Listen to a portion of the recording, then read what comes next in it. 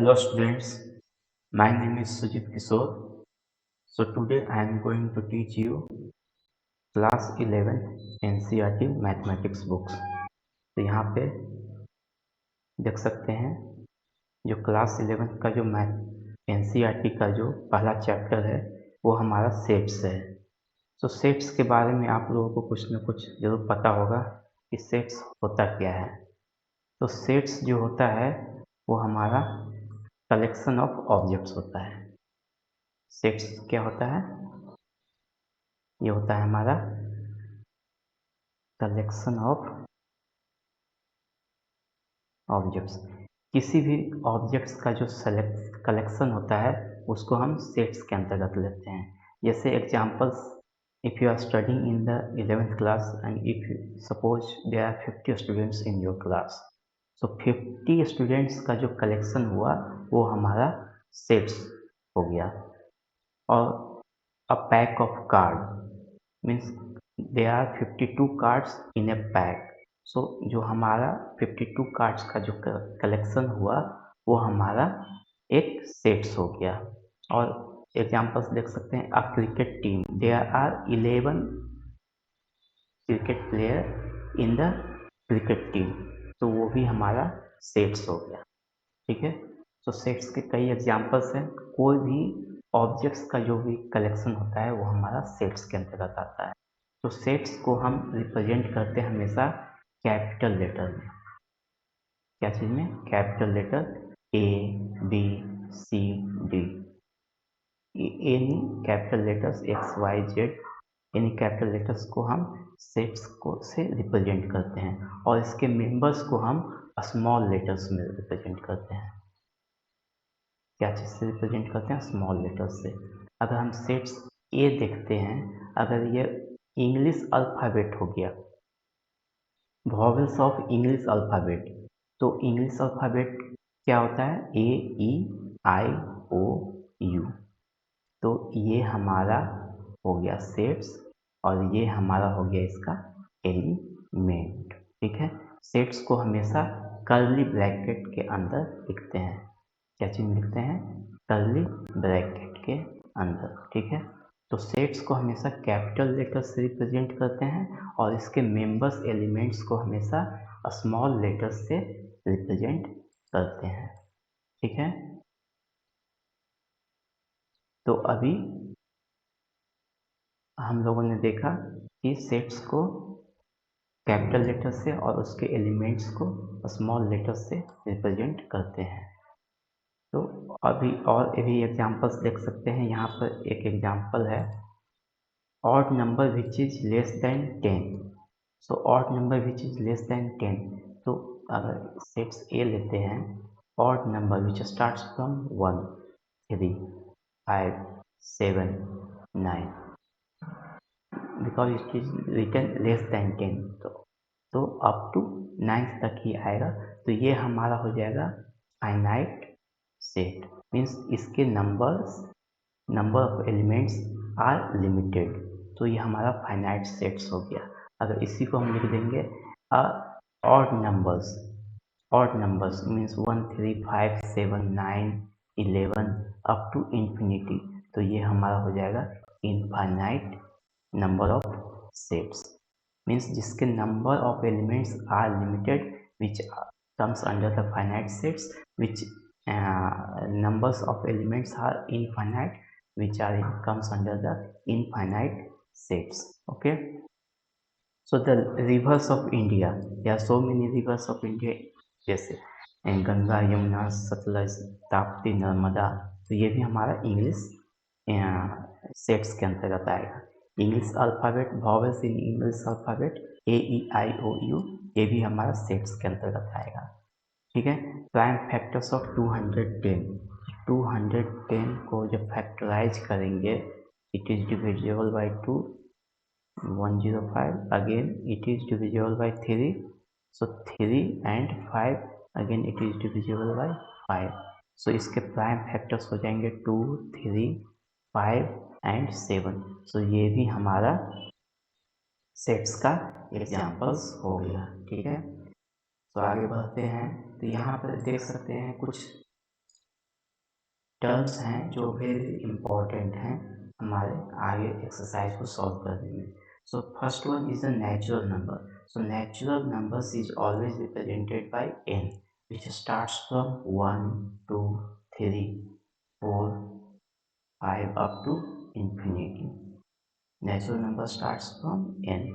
Now whole number which starts from 0 0 1 2 3. If you added 0 in natural number, it will be the whole number. Then after z means integers which are starts from the minus infinity to plus infinity, means minus infinity to minus 3 minus 2 minus 1 0 1 2 3 up to infinity. So ये हमारा आ जाएगा integers. ठीक है, उसके बाद rational numbers क्या होता है, which are in the p by q form. Q is not equal to 0 means जिसका फ्रैक्शन में हो, जिसका डिविजन्स जो होता है डेसिमल फॉर्म में होता है, जैसे 1/2 3/4 9/7। तो ये हमारा रैशनल नंबर्स होता है। रियल नंबर, ठीक है, real numbers which are denoted by R. तो ये हमारा हो जाएगा rational numbers plus irrational numbers. ठीक है, इरेशनल नंबर क्या होता है, जिसका स्क्वायर रूट पॉसिबल नहीं होता, जैसे √2 √3 √5 √7 √11। तो collection of rational and irrationals comes under the real number। ठीक है,